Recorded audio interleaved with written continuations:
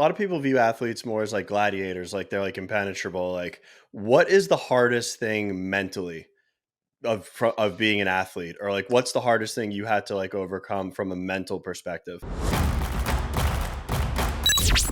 Hey everyone, welcome to our latest podcast, and I hope you're all doing well. Today is World Mental Health Day. If you're having any problems, feel free to reach out to people. If you're struggling, hey, maybe even reach out to us. But we want to know basically how you're feeling, bring some awareness towards this, which is why we're bringing in our next guest to the podcast. He's a familiar face, obviously, to this podcast. Daniel Carcillo, good to see you again. How are you? Good to see you. Doing Yeah, well, Shad. What's yeah. up, Anthony? AV, how are things?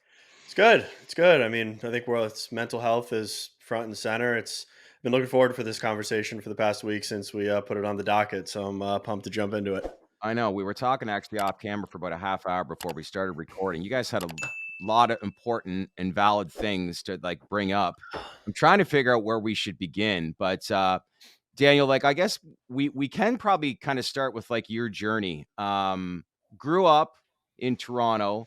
Let's face it, a lot of celebrities, it's a big adjustment for them once they have this playing career as a sports athlete and adjusting to like, what life is like post hockey career. But maybe walk us through just your journey, like what life was like growing up for you playing hockey that then segued into the NHL, which ultimately led to obviously your TBI incident. Yeah, so I grew up in King City, Ontario, so a very small town north of Toronto. It's a little bit bigger now, about 30,000 people, but when I grew up around, I don't know, 5 to 7,000 people. Everything revolved around the hockey rink, and the community was nobody locked their doors, nobody locked their car doors, there was never any violence, etc. And again, you went to school, parents went to work, and then you go to the rink.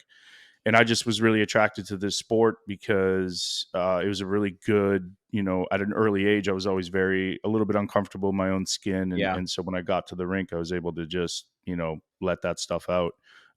Hitting people was legal, and just working harder than other guys was something that I really enjoyed, applying myself to a sport that, only 20 guys were doing.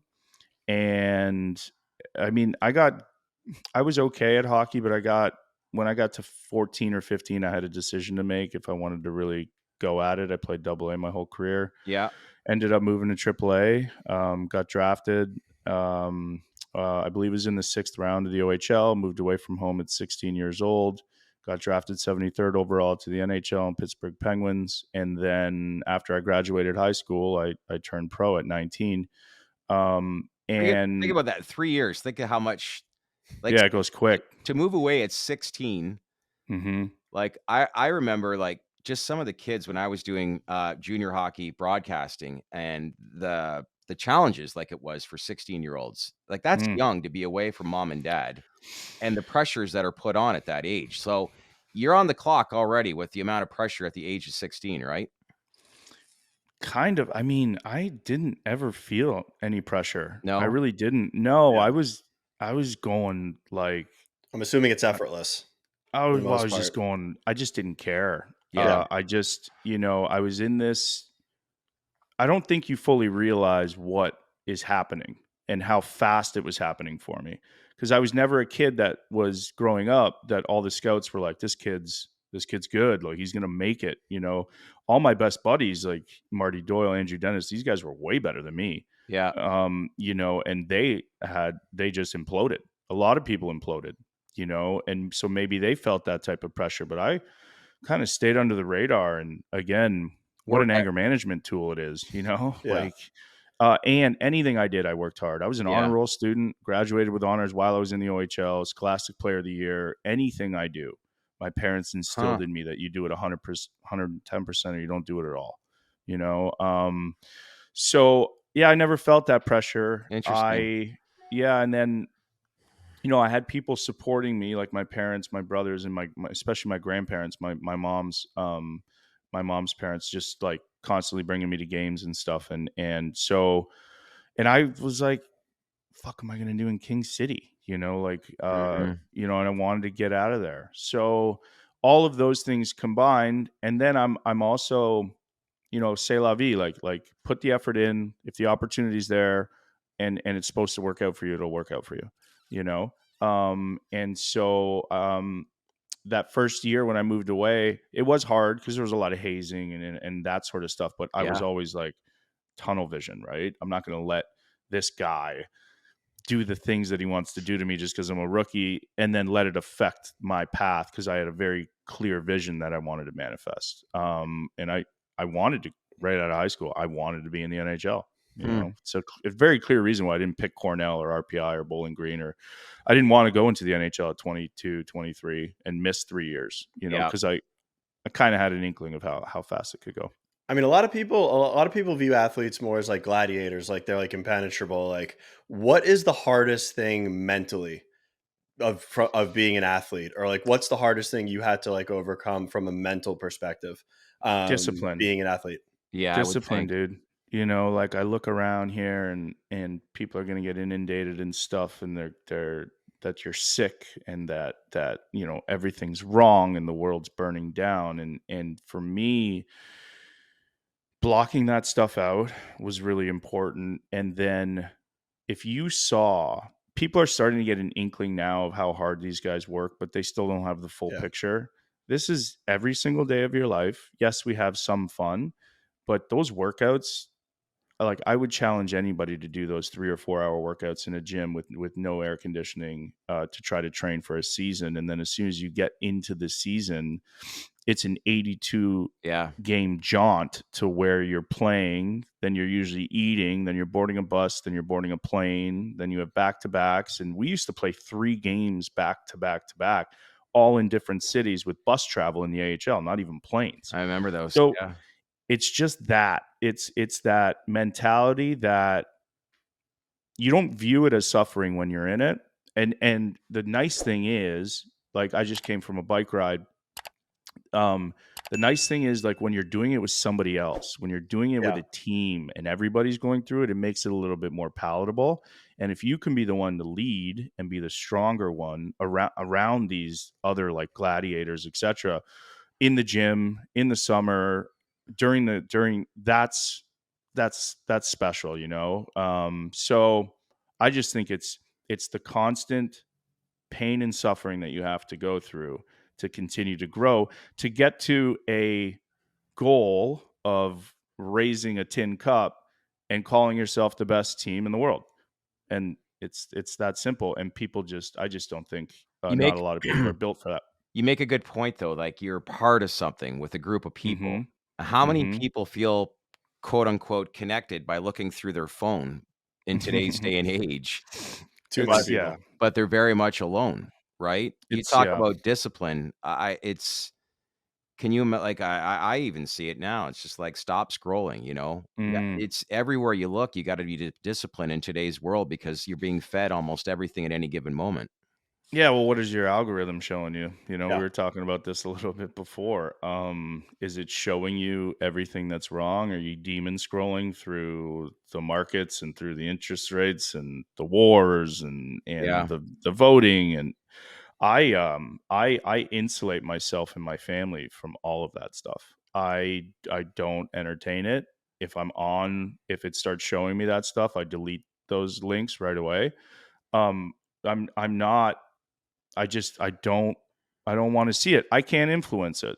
So Yeah. why do I need to see it? You Yep. know, and if things start to happen here, I've got things in my house that are going to protect my family, God forbid. You know, we have meals that we could survive here. We have generators, we have these things. I've made these preparations because I have 4 young children under the age of 8, but other than that, I try my best to not negatively talk about myself or others. And I try my best to wake up and be grateful for what I have, which is a discipline in itself. And this just happened about this shift in my mentality about making a gratitude list every day happened about 8 weeks ago after a large 300 microgram hike in Colorado. And it's just completely changed So the you make a way that I, list. You make a list every day. yeah, in my head. Yeah. I just and sometimes I speak it, sometimes I don't.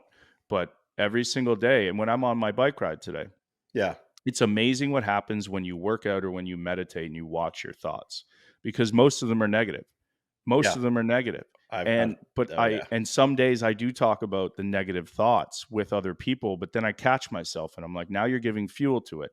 If you see it, you let it go, you don't even entertain it, then they stop coming more frequently. They never ever stop the whole time.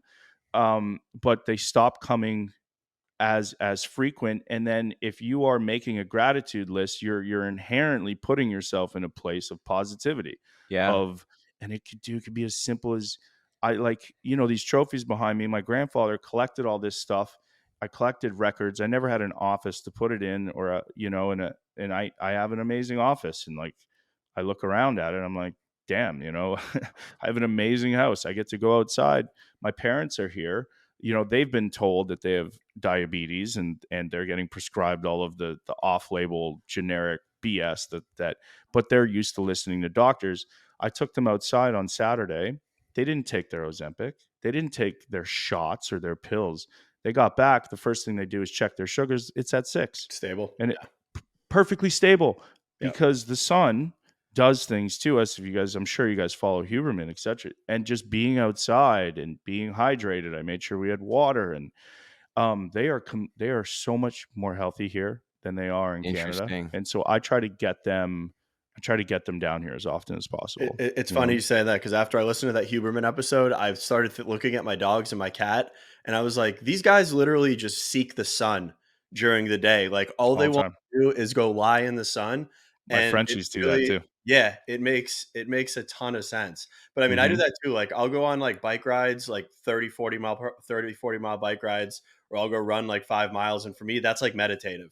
That's when I Mm. can like just zone out, do what I want to do, and like just clear my head and hopefully get positive thoughts, because I do think a lot of negative shit all the time with like looking at the news, looking at the markets, and it's like Well, so and then caught up and in it. in business, Oh yeah, like yeah, there's yeah, people out there I want to slit their throats publicly right now, yeah, right? And I was thinking about it on my ride because they've wronged me, yeah, right? But if I do that, then it creates this whole cascade Yeah. of things that then I'm going to have to deal with, which I don't want to deal with. Like Yeah. yeah. I'm on such a different path, and I tried the thing, right? I tried the capital markets thing. I put the program through the FDA because I know it'll help millions of people. It's so much better than what's available to us now. But I will never do that again, ever. No. And Speaking of that, I mean, I know that you've been a very open advocate for mental health hmm and mental hmm awareness. And I mean, I started to really follow your story when the capital markets journey, I guess, started for you. At what point did you realize that you needed to get help, or you needed to kind of shift the way that you're approaching things and kind of change your mindset to more so mental wellness versus what was going on? I so when I retired, I played. I was lucky enough to play. Almost 10 years in the NHL. Fought 164 times Wow. and 7 diagnosed concussions. And I'm grateful for all of those things. Me and Wiz, and I'm wearing the No Fallen Heroes hat. Shirt, Matthew Wiz Buckley. Go check their foundation out. But be grateful for your suffering, because it's brought me on this path. And the after 2015, I went through the medical system for 4 years. So I was prescribed pharmaceuticals. I was doing cranial sacral, mox acupuncture, float tanks, hyperbaric chamber. Like I was pretty much a guinea pig. I was going to stroke rehabilitation centers, CT brain banks, paying $12,000, $15,000 a week to see these doctors that had a chiropractic background as well as a neurology background that could link the two together. And it would work for a month or two, but then it would always fade off. And so I got to a point where I'd spent $500,000 and I still had all of my mild dementia symptoms. I still had slurred speech, headache, head pressure, insomnia, impulse control issues, short term, long term memory loss. I was about 60 pounds lighter than I was when I retired in 2015. 60 Com- pounds. yeah. Yeah. Just a complete shell of myself. I wasn't sleeping. I wasn't doing much other than being completely negative on Twitter, but I was also like hurt, frustrated, sad, Yeah. angry. Ray Emery had passed away, Steve Mondor had passed away, and then these guys have gone under the knife. The only way to diagnosed CTE is post-mortem. They take their brains out and they've got stage 3 CTE, stage Yeah. 4 CTE. And I know I have CTE. And at the time, I knew I had CTE. The only difference now is I know I'm not going to die from it. Back then, I was still suffering from it. Right. And so I luckily became extremely suicidal. So with traumatic brain injury, people come around you and you eventually start to notice that nobody wants to be around you. And I wouldn't want to be around me, and I don't blame anybody else. But you start to feel like you're a burden. And I had 3 young kids at the time. And I started to think that this life for them and my wife would be better if I was not here, especially if I can't get better. So I started to make plans to take my own life for 4 weeks. It was pretty serious. It got me pretty scared. I always had this little light in the back of my head that I know you're going to get better. Continue to go. There's no real quit in this dog. And luckily, I reached out for help, and I asked one of my old teammates who reached out because he saw me on Twitter. He's like, "Dude, are you okay?" Yeah. And I'm like, "No. I want to rip everything down, and I want to leave this earth." And he said, "Well, just why don't you come to Colorado? Why don't you come learn about CBD and growing cannabis, hemp derived cannabis?" And I'm like, "All right." I mean, I'm not doing anything. I was so close to canceling that flight the day before, but for whatever reason, I got on. And then when I got there, they surprised me with a ceremony. They're like, "We're going to do a mushroom ceremony for you." And I was like, "Great. Let me go get the beer and let me go get the darts." And they're like, "No. This is a hero dose. This is something that is going to be difficult, but it could save your life." And I said, "Hey man, I'm here for it. Let's do it." And it completely shifted my perspective to the things that we were talking about before. Before, I was negatively talking down to myself. Before, I was identifying with what all the doctors were telling me that I had. I was thinking I was going to die of this neurodegenerative disease. I was thinking there was no way back. And I wasn't conscious of it before. I was creating my own hell, because I was just waking up and constantly going at Gary Bettman and going at the hockey community and look what you did to me. And now my friends are dead. And just, I was, the mushrooms were like, "Dude, this isn't the way." But the good thing is you can change how you're living your life, right, to feel better.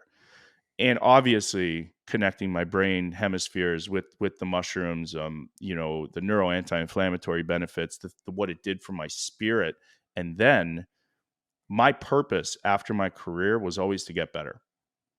And then to show people how to get better, show them a way, and if you like what I have and you like what people that are in my life have, and you want to know how to get that, we can show you. But it's not easy, and it's just one tool. But yeah, that's, a long-winded answer to that's a your great question. answer. How imperative do you think it is to have that North Star in I guess assessing your mental well-being and really wanting to get out of that thought process or that If you don't feedback have loop? purpose, man, I don't know how you wake up on a daily basis I know. and live this life. I know. I've I thought really about don't. it. I've thought about that a lot because I mean, like every business that I've been involved in, it's always been about making money first. And then I've really Mm, sat there and kind of audited mm. like my thought processes and why some things haven't worked. And it's like you need to install purpose first and then let it play out. And I mean, I think it can't be stressed enough how important that actually is to Well, have an actual mission and purpose. I bring this Mhm. up in previous podcasts, Dan, because you and I have talked about this before. Like Mm. similar to what Anthony was saying, you got into the media industry, wanted to be like this big star in front of the camera, right? And then I got Mm. onto the business side and was making a lot of money. And then in 2018, I literally collapsed at work. Mm. And as a result, I couldn't look at a computer screen for almost a year without having a massive panic attack. So Mm. I'm sitting at home. I was collecting insurance, getting paid a lot of money, and it probably could have just sat at home and collected that insurance for 20 some years. But I had no purpose in life. And you have Mm. those suicidal thoughts. And I think that Mhm. happens, you know, for a man in his early 40s, like, wants to provide for obviously his family. Mhm. But like you said, if you don't have purpose, uh, it can be pretty treacherous as far as like staying in the moment and not thinking about what's this impending doom on the horizon. But as much as I had offers to go back after being off for a year, the only thing that appealed to me was starting a company, which meant I'm not going to get paid and I'm going to have to take a lot of money in my pocket, but I have Mhm. purpose now, right? And this is where Mhm. constantly you have to remind yourself that, as much as you want to be somewhere else, you got to look back and say, look at those trophies and look at the studio that I have, and I've come a long way, right?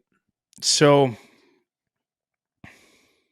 um, Jim Rome, I follow him, and he's like a preacher. It's Tony Robbins, basically mentor, and he always talks about you know ensuring that you're continually kind of moving forward, that there's a north star, and you're being grateful for where you are today, but never Mhm. being satisfied. There's a difference between that and, well, I hate where I am today, and how do I get out of that? Everybody has the ability to change. Mhm. Everybody has the ability to come home from a 9 to 5 and then work on something that makes you really happy. Work on your own business Mhm. as you're providing for your family with the 9 to 5. I mean, I've done that over the last, couple years.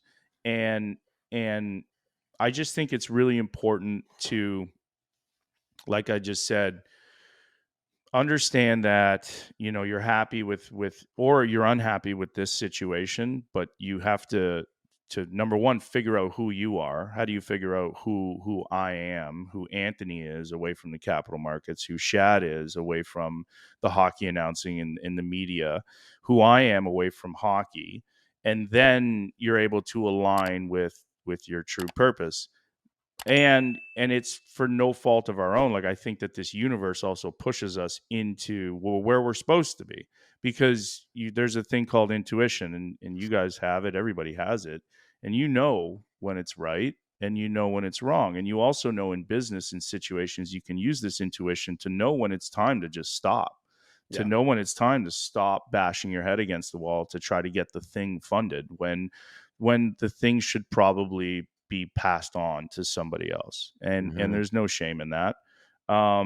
So, you know, Did you learn this though when I guess you had that experience in Colorado the first time? no, I learned this through getting completely fucked over in business Mm, in the last 4 years. I learned this through listening to what people were saying and then watching their actions. And then I learned this through, aligning myself with and partnering myself with people that are really good at the stuff that I have fucking no interest in being good at, like capital markets. right. I no thank you. And what I'm good at is understanding people. I've met hundreds of thousands of people, and I think I'm good at, being an example and hopefully empowering people to know that who gives a shit of what I did before? Anybody can change at any Yeah. given moment. If you don't like where you are today, then do some research, and empower yourself. And so I just objectively show people where this research is, because I don't just want them to blindly listen to me, because that doesn't work either. I want them to read the thing, be convinced that the thing can work, and then go try the thing. And the Yeah. thing could be exercise, it could be supplements, it could be PT, it could be a purpose filled like exercise. It could be going to one of these conferences. If you don't know what you want to do, that's okay too. Yeah. But I think the most important thing that we can do, especially on a day like today, is work on yourself and be very leery of people, places, and things that just want to prescribe you something Yeah. and give it to you like it's going to be a cure. There's never ever one thing that is going to just help you. It's the culmination of the exercise, of the purpose, of how you view the world. If you want to shift your perspective, great. I could show you tools on how to do that, but it's not going to be easy Yeah. because it's going to tear down how you view this world. But then I'm going to, not me, people, these medicines can give you new eyes for which to view it. And then you can shift your perspective. You can still do the shitty job as you then start building and work towards the thing that makes you really happy. That's What great. would you what would you say to somebody that is struggling and doesn't even know where to start to kind of assess where they're at and begin the process of getting help? I would. It's That's a a broad tough question. it's That's a a tough broad question question. because every situation's different. Like, Yeah. Correct, but there's a lot of people out there that, I mean, especially like we've seen it more in professional sports, like football players are coming out and saying like, Mm, I know that I'm fucked up internally, but I'm now proud to say that I'm seeking therapy, that I'm working on myself. Like mm-hmm. it's very hard to self realize that you need help and then actually go do it. I think to your Absolutely. point, what you said earlier, Daniel, if you can find people that can relate to everything you're going through at whatever Mm-hmm. stage of your life, Mm-hmm. I guess that's the point of reaching out for help. Because, like, there's no better person that maybe has been down the road a little longer than you that can maybe show you the way. And more importantly, you don't have this overwhelming feeling that you're not alone in your thoughts. Especially men, right? Yeah. So, suicide again amongst 18 to 35-year-olds, I think it's the number one or number two cause of death, which is suicide, which is unbelievable. So I think finding a community, and Shad, like I learned these things and some of these principles through AA, which was, once like walking into a room, I didn't know. Like the first thing I had to do was humble myself, and I cried like a baby when I had to admit that I'm Yeah. not an alcoholic, but I had a phenomenon of craving to opiates Mm, and this synthetic heroin that I got prescribed from doctors, which right. almost killed me. And and so first of all, I had to admit that. Then the second thing was like, all right, how I don't know how to live properly Hmm. because I got treated so differently than everybody else, especially when I got into the real world. It was like it's a huge shock. It's so slow, and you lose your community, and you're usually damaged by TBI, and. Hmm. And so when I went to this room, I asked this guy that I liked, I'm like, how do I pick somebody that I could mimic my life after, like a sponsor? And he always said, well, you pick somebody and you view them or you listen to them, and if you think you want what they have, you just go up and ask them, like, how did you get it, and like it's that simple. And then once they show you, and hopefully you're brave enough to seek it through, and hopefully have you enough discipline to know and view your life after a month or two and see how much better it is and be grateful for that and not go back to the trauma. But that's easier said than done because some of it's so deeply seated. Then you grab the next person and you give it away for free. At least I don't believe in giving everything away for free. I believe that some people you have to have some skin in the game. You just have to.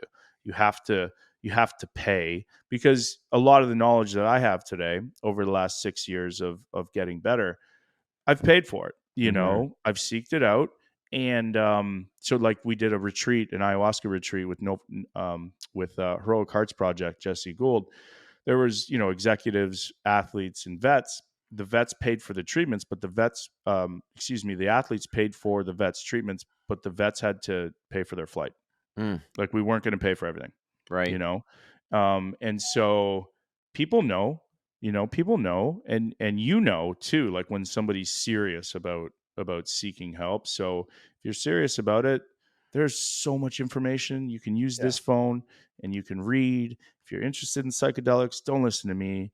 Go and read John Hopkins studies that they did on end of life anxiety with terminal cancer patients. If just think about it objectively, if psilocybin, which is the active ingredient in magic mushrooms, takes away end of life anxiety for terminally ill cancer patients, imagine what it could do Yeah. Yeah. for you, I think you what's know. amusing about your story is that there's a lot of people out there that struggle, but I think for the people that persevere and stick to what they're doing and actually lead by example, it's a very inspiring story because you don't see a lot of it all that often. That if people actually are sick and are willing to take the time and the effort to like go through a lot of that pain, and it's not a quick fix, like this is years in the making, but if you can kind of take it like as they say, one day at a time, It's a pretty fascinating story when you have somebody who's on suicidal thoughts to now, as you said the other day, going to schools and teaching kids how to, like,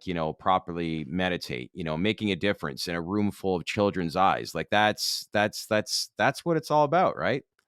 Dude, the only thing that I want people to realize, and from a very young age, is that the only thing that truly matters in this world is your relationship to yourself. Nothing else fucking matters. Oh yeah. Nothing. Great point. Because like at the end of the day, I forget who I heard this from, but we all go to bed alone. Of course I love my wife. Of course. But there's things that I guard against because we met when we were 30 that she'll never get past. And I know that there's things that she has, but I'm okay with that. Like I know enough. We've made a beautiful family. Um, but for my kids, like I take them on these bike rides, Yeah. and they want to quit. Right. And I'm like, don't quit. I'm right behind you. Don't quit. Keep going. I know your body's telling you. And this is why sport is so important. And this is why giving out a ribbon to everybody is such a fucking joke Yeah. because you can't give, like, you have to reward the people like myself that are willing to go through the pain Yes. and tell my body, my mind is not quitting. And my mind is what controls my body, and my body has more to give. So Hmm. keep going. Then once these kids realize this, and I took them out the other weekend, my youngest daughter, she's a savage. Not my youngest, my third, Scarlett. She looks back at me with this look on her face, like, oh. And I'm like, well, after the ride, I'm like, what did you learn today? She's like, I learned never to give up.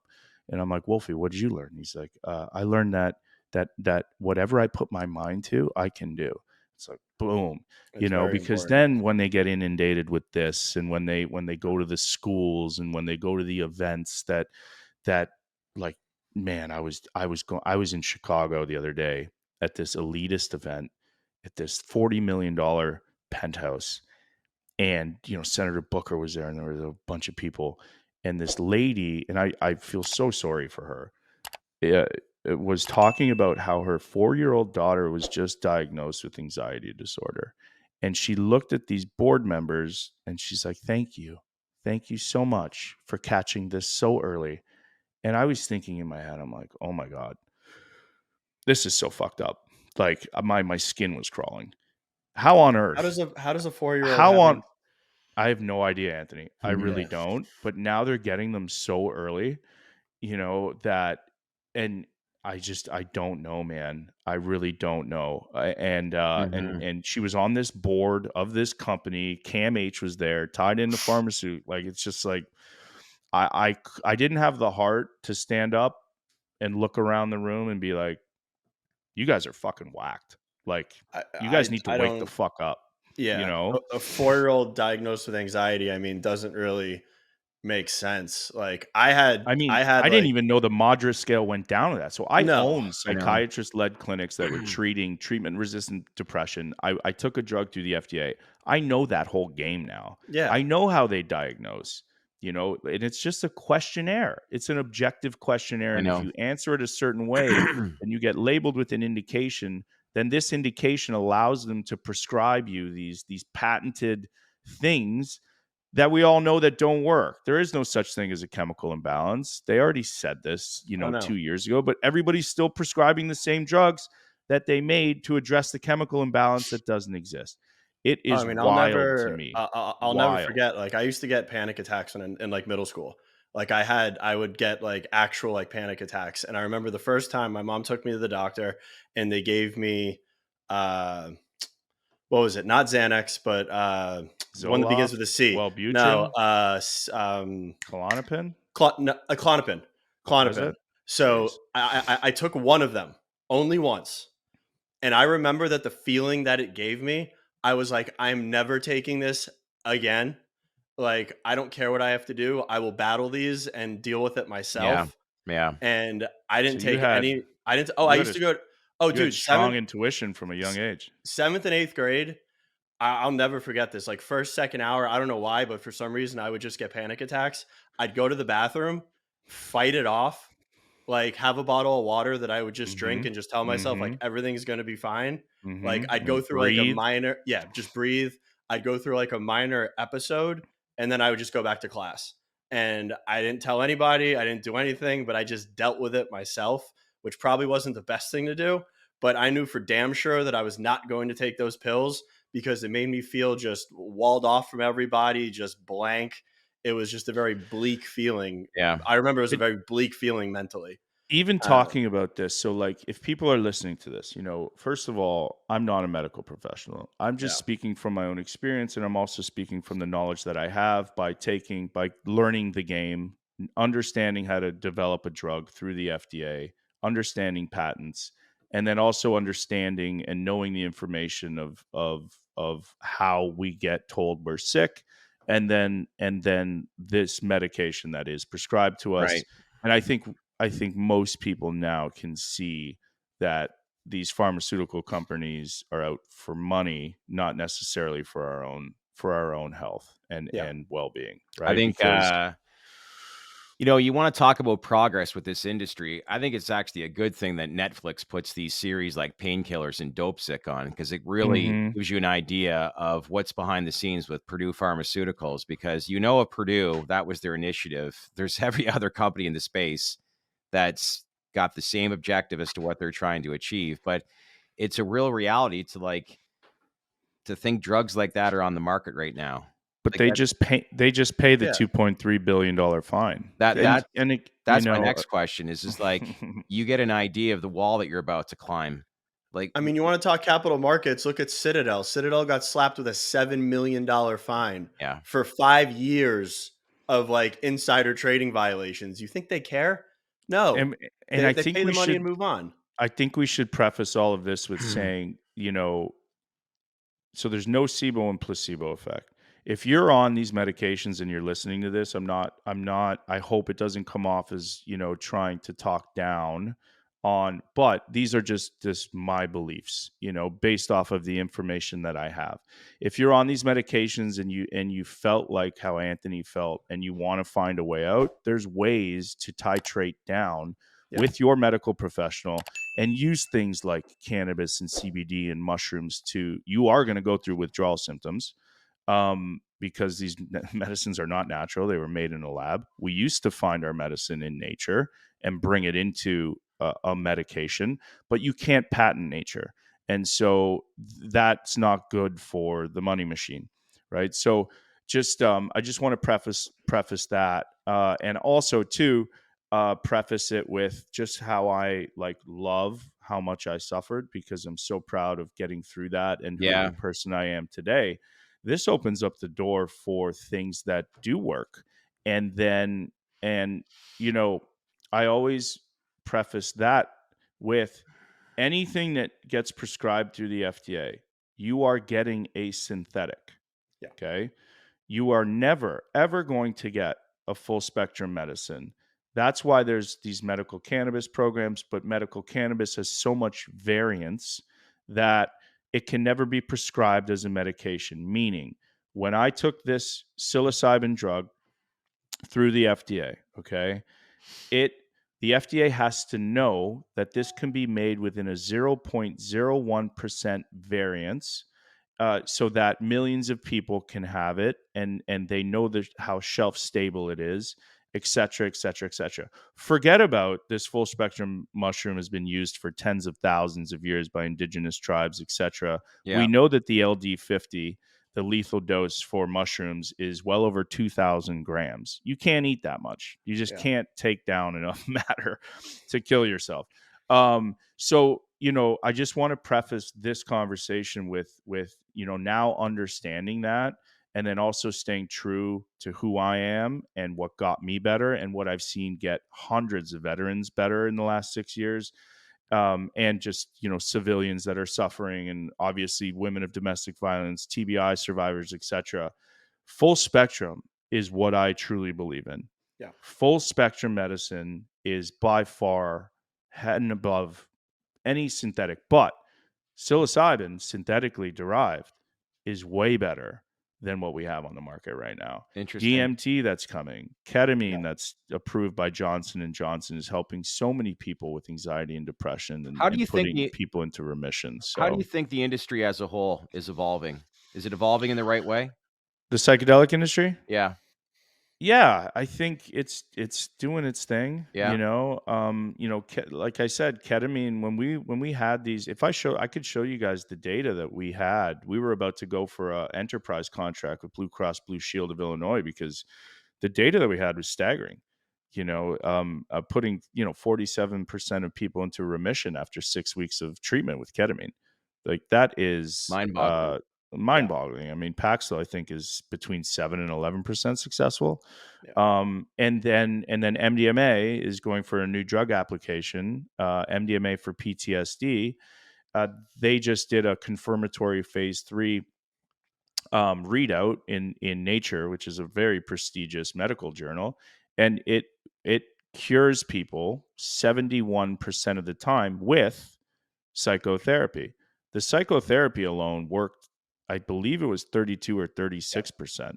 Wow. So, but with the MDMA, why MDMA works so well for veterans or domestic abuse survivors is because it shuts down the fear response, the amygdala area of our brain.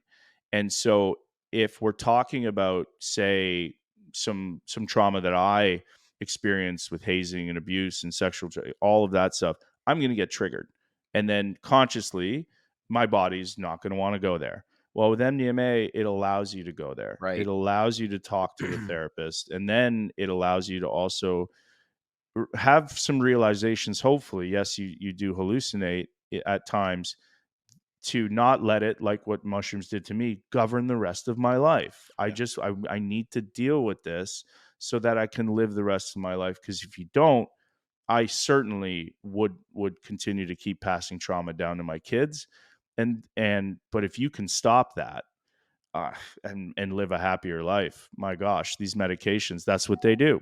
So there are some really positive things coming down the pipeline that are Yeah, I synthetic, that are coming through the FDA for sure. the data that MAPS had was, like you said, was very strong. Hmm. I think that I'm trying to get it, like, that'll be basically, the first compound that looks to be legalized by the FDA come next Hmm. year. But I Hmm. think more and more people are trying to get an idea or better understanding what PTSD is. I actually spoke to Professor David Nutt, Mm. yesterday from Awaken, and I was trying to give an example, like, are there everyday working class people or the pressures of raising a family that have massive panic attacks? Is that PTSD? And I was surprised, but he said no. He said there's great really? SSRIs that actually you can get prescribed for those sorts of things. And that surprised me actually even a little bit more. But I do think, like, obviously veterans and what they deal with, that's been a big component for like bringing PTSD to awareness and attention. But for the everyday person, is there not a lot of PSD that they deal with that they may not be aware of? Like, how's what's the best understanding of what PTSD actually is?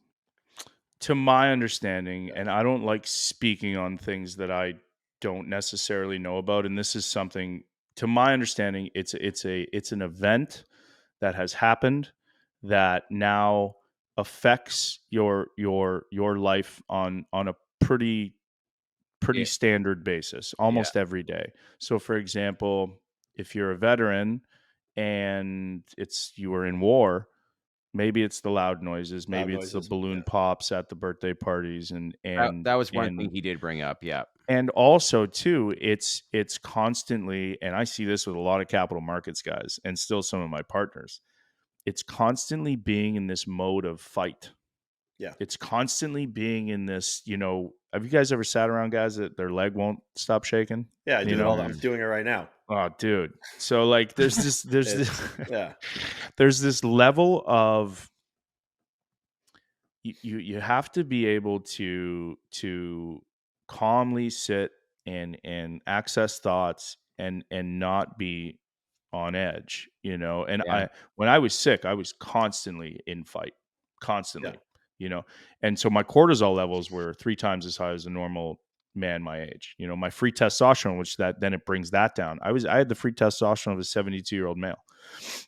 So like it starts affecting everything. But luckily, there's really fast ways to deregulate your nervous system, right, Anthony? Like breathing yeah, and yeah, hydration yeah. and then supplementation. And it's not always the things that make you hallucinate. It could be the lion's mane or the reishi's really amazing. Yes. really amazing for calming. And it's so like if people go to mushroomreferences.com, there's thousands, tens of thousands of clinical trial studies that have been done on these mushrooms that you can buy at Whole Foods and start integrating them into your diet. And it will help you if you have this thing. So, I mean, long-winded way of saying that's my understanding of it. Do people stress on a daily basis? Fuck yeah. Yeah.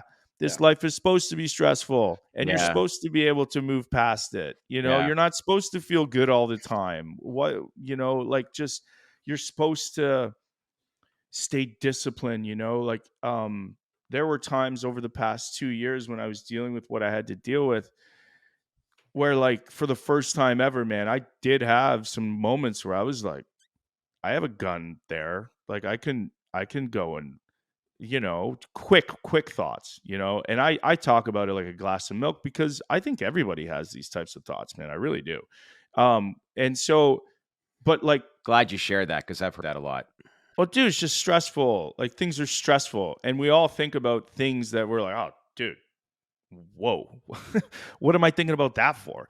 It Yeah. doesn't make sense when you objectively come back into your body, but like, yes, there's these because there's this fear aspect, and I was in a thing in a capital markets game that I had to learn. Yeah. And I didn't necessarily have anybody around me that could teach me that, and I so I think got those thoughts, though, dominated, as you you look at know. when you look at those thoughts and coping with them, I love Ron Howard's film, A Beautiful Mind with Russell Crowe. I don't know if you ever Mm, saw that movie, but I have. towards the end, when he won his Nobel Peace Prize and he's looking over at the characters because the schizophrenia, and he just nods and shakes his head like, "How are you?" And just that's it. They're just thoughts, right? And I was so moved by that because it's just like, you embrace things like that versus that fight mode over Yeah. time. But I think it stems to in the beginning stages, first steps is you got to start doing things you don't necessarily want to do. And I think the more that you do that, I think to me, the biggest happiness in life is just progress, feeling productive and progress, right? Well, and then I mean, you guys are high operating people, right? Yeah. I'm sure you're constantly evaluating how you feel because I am on an Yeah. hourly basis. And if there's something up, well then I'll go hydrate, or I Yeah. know I need a cold tub because I came right from my bike ride here. Um How was the and if cold I tub? Great. Oh, it's amazing. Is Yeah. it? It's hilarious to me that it's like a fad now because we were doing Yeah. this since we were 15, It's a huge 14. influencer. It's a huge influencer thing now. Like, oh my God, I do a cold tub, then I Mm-mm-mm. sauna, then I take a cold shower, and But it's that just good. sets. Oh, it's great. I'm sure it's How great. It's long great. how long you Dude, did it? I don't. put yourself Yeah. in harm's way. If you do not do that, something on a daily basis that sucks, Yeah. then you're not I have a hard time understanding how you're gonna grow on a daily Yeah. Great basis, point. I mean, I'm ritualistic with like working out. Like, I wake up every morning, Yeah. run 2 miles, go to the gym, and then get to work. Yeah. Dude, Um, dopamine dump, and man. like, Like if I yeah. don't do that, I'm Oh no, like if I didn't, my mood you is know, different during the day. yeah. I Yeah, called you that's yesterday, Shad, and I was like, I can't. For number one, I can't get out of bed, and I just don't. I want to be in a decent mindset. Even this yeah, morning, dude, when I Totally. woke up, my face was like. But now I can see it. I start to feel better. But I went for that ride, and it sucked. It yeah, sucked, But right now, fuck, I feel great. Like because you make a contract with yourself. So last Yeah. night when I went to bed, I made a contract with myself that said, no matter how you feel, because I knew this. I knew this. When I had the flu or I felt sick when I was in hockey, I could have taken the day. No, fuck no. I got on the ice and I sweated out and I always felt better. So last night I made a contract with myself and I said, you're getting up, you're gonna take the kids to school on the bike at 7:15. Then you're gonna fly back. You're gonna go drop my oldest at 8, and then you're going to come back to the house. You're going to fill your water, and it's going to be tight. You might be late for the podcast, which I was, but you have to prioritize this, or else the rest of the day and this podcast is not going to go the way that you want it to go. And that's what I did. And if I didn't do that, I would feel so guilty, if I Yeah. didn't do the things that I told myself that I would do. So I think that's a really important aspect, Yeah, it's great. and It's like, the but some awareness people too, say, Daniel. Like that's I can't do it. It's like bullshit. I don't want to fucking no, hear that. You're not in my life. yeah, If you talk like that, if my wife talks like that, if my kids talk like that, no, yeah. that's not what we say. That's a victim mindset. And I lived that. I lived that for 4 or 5 years when I first retired, and I will never go back to it. Yeah. And I also identify it around people. And if people that I like, I'll work on them. I'll try to work on them gently, by just showing them, by just doing it, by just doing the thing. It could be Yeah. enough to wake them up, So, This has been yep. great. So if there's any, we'll wrap this up, but is any, like, as I said off the top, this is World Mental Health Day. And I think Mm, there's a lot of people right now that, depends on what side of the algorithms that you're on. But yeah, for the people mm-hmm, that are struggling out there right now, mm-hmm. or not even necessarily struggling, what's the message that I think you want people to know that what you went through and who you are today? I was an extremely, extremely bad case. Like, doctors were telling me that I had mild dementia and that I was going to die within 3 or 4 years of this neurodegenerative disease, you know? And Wow. if I can get better, I truly believe that other people can get better. And it's never one tool. And so what I would implore people to do is, if you don't know who you are and you don't have a purpose, like a lot of young people out there, specifically men, I'm talking to men, you need to find your community, and you need to engage in some type of coming of age ceremony where you start to understand who you are, Mm-hmm. and you start to understand what works for you, from diet to hydration to when you go to bed to your alcohol intake to what you're eating to the supplements you're taking into the exercise and the output that you have, and purpose. And if you can't find that, then try to find a community. And I'm sure people are like, well, how do I do that? The people that you're around that make you feel good, stay around them, Yeah. Well said. and so hopefully people can do that, and if you can't, then hopefully you're on the right side of the algorithm, where you're trying to seek out these philosophers, and like look up Alan Watts, look up, Jim Rome. There's look up Rumi, Christian Namaruni. I probably butchered that for sure. Uh, Start reading, Yeah. Reading's and key. yeah, and just like Reading is start key. learning, because like Jim Rome says, and I just like regurgitate what these other people say, and I give them credit. Like learning can stop, high school can stop, but your education should never stop. Yeah, it's a good No, point. So yeah, never. that's it. The most curious people seem to be the most, I don't want to say stable, but happy Yeah, people. hopefully that helps. And if you find my message too aggressive, go find somebody else, Yeah. but in my mind, in my viewpoint, we are getting inundated and we're under attack on such a daily basis Yeah. that if you don't stand the fuck up, I don't know how you're going to live a happy and fulfilling life. I Mm-hmm. really don't. All great points. Really glad you got a chance to obviously connect with us here today. But That was great. yeah, it's Yeah. great that you're doing well, and Let's do it again.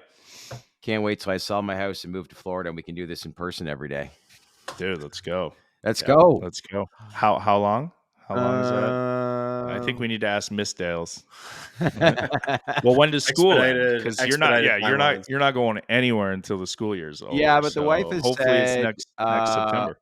we could probably do something where I start renting something out down there the first few months and travel Okay. back and forth. But Okay. yeah, I think it's becoming more of a reality. Definitely want to get down there because, as you guys know, and we've talked about this a few times, Anthony, on our podcast, Florida's just not a sunshine state anymore. It is turning into an economic engine. It's turning into God's country. It just seems like everybody across the country wants to move to Florida.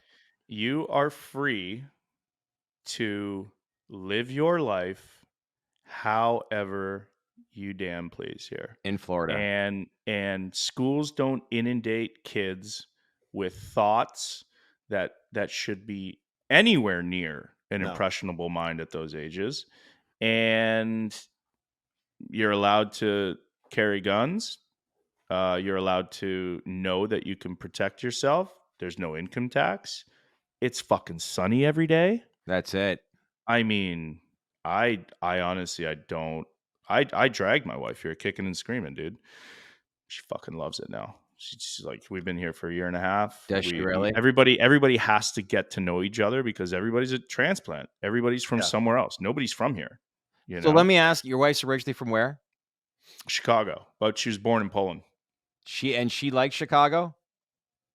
Well, yeah, I mean, her mom was there. Yeah. But it was an easy life, and I wanted to get away from that and create our own life. And here we are. You know, Oh, that is well said, brother. I'm writing that down. Chicago's a great city, and I mean, it's a shame what That's they're going through, amazing. but I'm gonna. Florida's That was Florida's where amazing. it's at. but there's no way on earth, if you're listening to this, Miss Dales, I am the happiest I've ever been. My wife is the happiest she's ever been. We just had our 4th child. She's happy and beautiful. My kids are always outside. They're never on screen time because in the winter it's easy for them to That's what I've yeah, noticed. man. Even They're in in the summer. sports all year round. Year round. All Yeah. year round. Like they're healthy and fit. And it's my parents are down here for months at a time because they love it. My brothers, it's a revolving door here, man. We always constantly have people here, and when they leave, you know, I know they want to come back. That is So amazing what you just said. what about I want to create my own life. And I'm like, that's just it. I'm trying to figure out what I want my next steps are, but that is a reality, you know. Sometimes I think in life you think, no, you can't do that. And then all of a sudden you do. Wow. just do it. There's no Yeah. You better just gift do in it. life. That's the message, though. Anybody can do it. Don't get confused about Anthony and his business prowess and you and what you've done in media and me, what I've done in hockey, and think, oh, I wasn't a professional athlete. I know what people are thinking. Your brain immediately goes to, I wasn't a professional athlete, so I can't do the things that Dan does. I can't ride my bike every day. And it's probably, yeah, you probably fucking can't. But what you can do is get up and move. Yeah. That's Yeah. like anybody can do that. Like just start. So get away from the victim mindset. This world is feminizing everything. They want us to be weaker. Just you have to stand up and be a man, and men provide. And like if you walk into a room, never be the loudest one in the room. Yeah. But just also know, like Jordan Peterson says, like fucking hey, could you imagine if you had to protect your family and you brought 4 kids into this life and you couldn't? Yeah. I don't know how I'd go on living. Yeah. So train yourself, train your mind, you know, be a savage. And then like he says, learn to control it. So what'd you guys think? Leave a comment below. This has been great feedback. Another question. Should we have Dan as a host? Bring him on to this podcast? I think we should. Leave a comment below. This is great info. But listen, brother, love you to death. Always love, obviously, Love you too, man. connecting with you. It's such a joy. Let me so no fallen heroes. Matthew Wiz Buckley, Another great guy. saving veteran lives on a daily basis. We support him and his family and his mission to end veteran suicide. Go check him out. Donate. Heroic Hearts Project, Jesse Gould, another great veteran organization. Jonathan Wilson, Envy Mind Health. Check out the Monster Mash that these guys are doing November 11th. 211-mile race to raise awareness for TBI and suicide, and get involved. And so we support those 3 foundations and many others, but just want to mention that. That's awesome. Listen, All great always keep in causes. touch. Are you in attend any conference? Are you going to MJ Biz next month in Las Vegas, the psychedelic/cannabis conference? Probably not. I don't know. I think some of our team from Healing Realty Trust might be there, but I don't know. I don't have any plans. I'll be down here for Wonderland, so I'll see you guys then. That's for sure. Nice. All right, sir. Cool. Listen, great feedback as well, and let's keep in touch, okay? Let's do it. Thank you. See you, Anthony. Thanks, Dan. Tip. See you, Shed. See you, bud. What's up, everyone? So what'd you think of the interview? Are there any more questions you want us to ask that you want to learn more of? Then leave a comment below and let us know what you think. As usual, share this video with your network, smash that like button, and most importantly, subscribe to our channel because we would not be here without you. Thanks for watching, everyone.